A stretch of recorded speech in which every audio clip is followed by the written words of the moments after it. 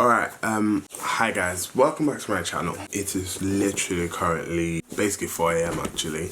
I am back home, hence the different setup. Yeah, I was in bed, I guess, really just kind of like thinking and having something run through my mind. Then I stumbled onto something on Twitter that kind of like really just like ticked me off like completely, and I decided to just get out my camera, kind of like spill my thoughts out. Yeah, just talk to you guys. Before I kind of like go into all of this, I'm going to make this quick kind of like disclaimer. I'm someone that's extremely passionate when it comes to things about racism, discrimination, class inequality, social justice, inequality of the sexes. However, this might not necessarily come across in my YouTube channel because my personality is a very bubbly, fun, quirky type of one, and I have a very positive outlook on life, which kind of means that to me, humor and jokes and all that kind of stuff is really how I communicate. It's very unconscious. So anything I do say kind of comes across as like, you know, a joke, because either like the accent on my wordings, how I phrase things, how I necessarily kind of like, you know, express myself. That's why I kind of like stay away off extremely serious topics on which I have like, you know, huge opinions on, because I don't want anything to come across as a joke. Anything I say in this video, please know that I am being very serious, and it's just how I kind of like communicate. So that's out of the way. I don't know how this video is going to go. This is not like one of my regular videos. There's no structure, there's no, I guess, content. It's literally just going to be me talking and sharing my thoughts at 4 AM. So I tweeted the other day about an occurrence that happened to me on the train. So I'm back home in Manchester. For those that don't know, if you're new, I go to University of London. So I was on the train,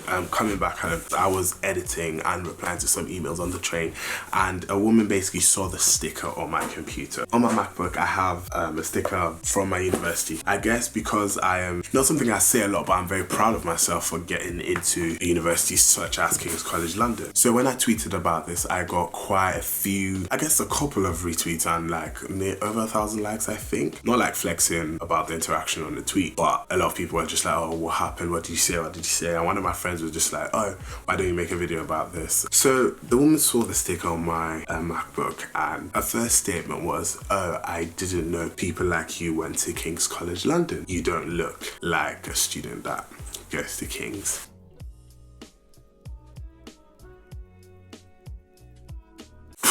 For those that don't know, King's College London is known as one of the top world research universities. I think in places like, I think top 25, top 30, I don't know the rankings, but it's a good university. It's kind of made its name for itself over the years. Sadly, with universities like this, it's the case that you don't find a lot of black people there, and the black people that do make it work extremely hard to kind of like get themselves there. So the conversation with the elderly white lady on the train kind of didn't go too well. I'm a big talker. I can talk for days. You can ask my friends and family. He can talk. But for me to be speechless by something really kind of means that, damn, what the hell? So her statement of, oh, you don't look like someone that goes to King's College London, basically prompted me to ask, well, what does someone who studies at such a university look like to you? And her response to that was simply, well, not you. I was just like, well, I study at King's. And she was just like, oh, that's so interesting. Funnily enough, she got off at the next stop, so I couldn't continue picking her brain. I kind of just left it at that. So I tweeted about it, just let it go. A little backstory to kind of understand why I'm even like a bit more emotional than I normally would be. For those that didn't know, I schooled in Germany for a couple years. I also spent a significant amount of time in Russia. These are obviously two countries that are predominantly, well, that have become extremely, well, not Russia as much, but Germany has become extremely diverse. But living in Germany from around 2001 onwards, so I was extremely young when I was there. And one thing is that no one is born racist, okay? You can debate with me if you want, but my personal opinion, and with a lot of scholars that I've like kind of like read, no one is born racist. Racists are bred and raised by racist people. When I see children make racist remarks, not even just like, oh my god, your skin color is not like mine, but like things that kind of like run much deeper, I generally blame it on sociological factors such as the upbringing they have at home, what they hear their parents say based on the interactions their parents have with ethnic minorities. For me, it was never a thing of, I've never really spoken about this, so this is incredibly weird for me. Growing up, so in Germany, people around me never really made any statements or like any remarks regarding race and everything, but there was a lot of, I want to use the term exclusion. So a lot of things would be done where I wasn't involved, for example, or like the other Chinese person in my class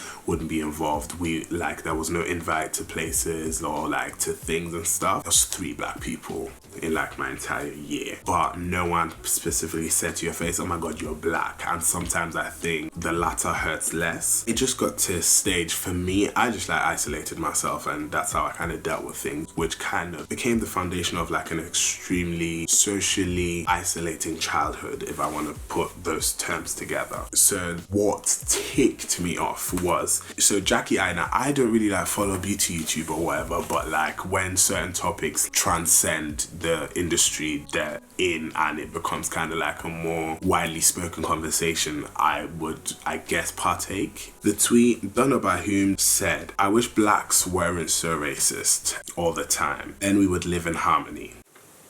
But they always say something about white people and expect no retaliation. You're in our land and we made space for you to be comfortable. If blacks are so oppressed, explain Beyonce, Rihanna, Jay-Z, P. Diddy. Just because you're lazy doesn't mean you're oppressed. People like Jackie Aina, I love her, but she complains about racism in the industry, yet she made millions out of the same industry. I mean, yeah, Jackie Aina's success is definitely due to her hard work and her talent, but on the Jackie thing, before I move on to like my main point, Jackie should be much more successful than she is. I personally think her talent isn't being appreciated as a beauty guru or a beauty YouTuber, but it's highlighted as the black beauty guru, if that makes sense. I hope my train of thought is making sense. From what I see and what I know, her white counterparts who don't put as much effort into their videos or like, you know, into like the production or the quality of their content are on God knows how many millions. Now, my main issue, I wish blacks weren't so racist all the time, then we would live in harmony. You're in our land, we made space for you to be comfortable. Just because slavery doesn't necessarily exist in its most traditional form does not mean the slave owner's mentality isn't present. This is a prime example of such. Our society is becoming more aware of certain issues and we're becoming more quote unquote woke. Certain people are still asleep, and that is where the problem comes from, because this narrative of this is our land, this is our country, and we're talking of, you know, territory and geographical space that white people like to hold. Well, some white people, because don't get me wrong, certain white people have amazed me when it comes to the topic of race relations. They've like conversations where I've been completely underinformed, and a Caucasian or white person has, I guess, brought new ideas to my table and all that stuff, which has been fantastic, and encounters like such I love. This is specifically about the ignorant white people that like to pull the whole, our country, we made space for you, we allowed you in, if it wasn't for us. That kind of narrative that certain white people hold is disgusting. From someone that has grown up as an outsider, my parents migrated here, it's very tough because you consistently and every day live with this thought that, oh, you are not part of these people, you're an outsider, you know that you are other. You already live with this thought. Now being told this by the people that claim to be the host is much more painful. Now I'm 20. I'd say 4 years ago, I would consistently think maybe certain people treat me a certain type of way because they're threatened or because they just don't know. Like, if you're a white person who has never come across ethnic minorities before, which I think it's basically nearly impossible in today's like current cultural climate, if that be the case and the first white person you meet, there definitely will be some sort of ignorance based on your lack of knowledge and experience. Now I'm getting to the mindset where I think certain people are just I don't want to make excuses for people, because I was about to say certain people are projecting their insecurities on other people, i.e. this whole narrative of, oh, they're stealing our jobs. These people getting those jobs are qualified to do so. You're complaining about, okay, i.e. the Indians are taking all the jobs off the white people, but you're sat at home whilst someone who has been to med school is completely qualified to do this job, whilst you're not, and you're probably not going to be. You're standing on the basis of they're taking jobs off you. The job was never yours. I just feel like some part of it is definitely the projection of one's own insecurities, but another part of it is just blatant racism. Like, minorities, ethnic minorities, black people, Asians are doing fantastic things. The mayor of London is not a white man. 44th president of the United States of America was a black man. His wife is doing absolutely fantastic things. Being black and being a woman, that alone, barriers are bloody set against you from birth. There's still a solid amount of people that mentally they're still stuck in 1945. It baffles me how the segregatist mindset has managed to survive in certain people, especially in this day and age where everything is becoming so diverse. And now back on the topic of Becky on the bus. Back on the topic of the elderly white woman, I don't know whether to blame the elite per se universities for not putting out a more diverse face, but then again, this diversification, or rather more non-white people going to these institutions, has only become a more recent thing. The university can only move at a specific pace, if that I hope that made sense. But I feel like black people going to these types of universities, it's a very new concept, especially in the multitude at which it's happening. I'm someone that I very much believe that if you see a field, if you see a place you want to go to and no one there looks like you, you kind of have to understand that you have to be that person to take up that space, navigate it accordingly for someone else who has those same interests and is basically walking in your footsteps, to be able to see that someone is there that looks like me, and because I can see it, I can therefore achieve it. If I do it, and if I do it well, someone after me can therefore then, a black boy or black girl can therefore say, a black guy has already done this. Be the first so that others can follow. That's basically what I'm trying to say. To anyone watching this, because I know like my audience is very 18 to 24, that's like the main demographic. That university you want to apply to, do it. For those that didn't know, I don't actually talk about this. Wow, this is so interesting. I applied to the University of Oxford, London School of Economics, King's College London, and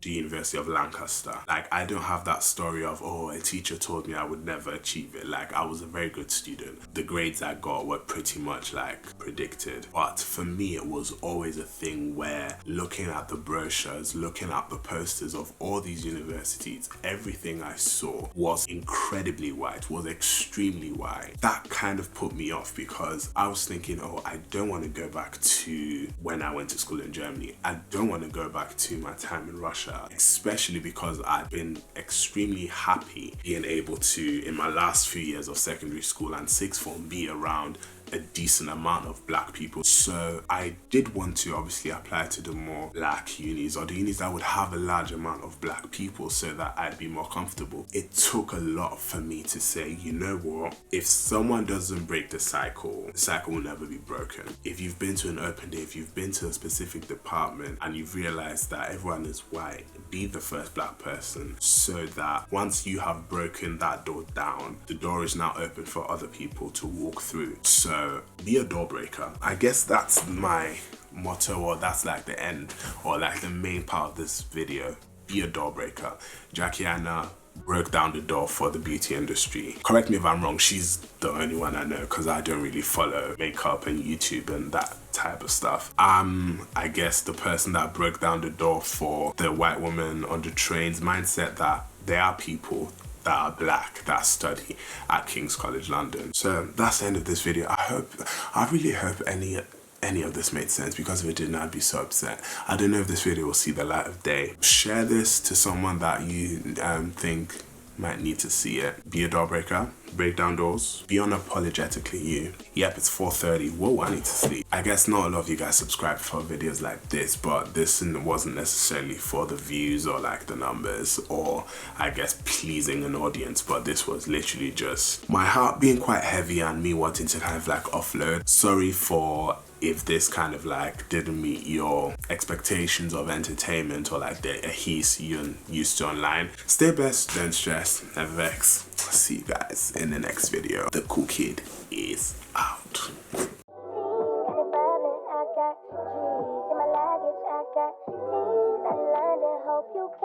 What you said, fuck is you said.